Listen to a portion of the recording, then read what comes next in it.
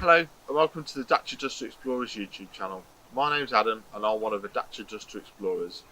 In these videos you'll see myself and other explorers driving green lanes, commonly known as the hobby of green laning. Some of these lanes can be easy, some can be incredibly difficult if not dangerous, but all offer a beautiful feeling of escapism.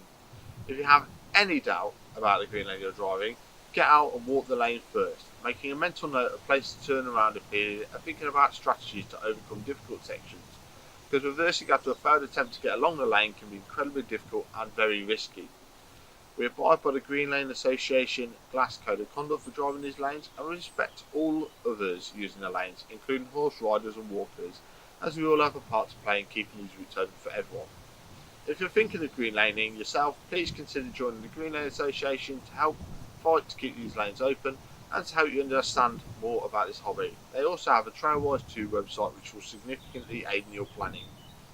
Please don't forget to like and subscribe to the YouTube channel to get updates on new videos and check out our previous massive video collection. For more information head to the website www.dacia2explorers.co.uk, and finally, thanks for watching, stay safe and enjoy your trips.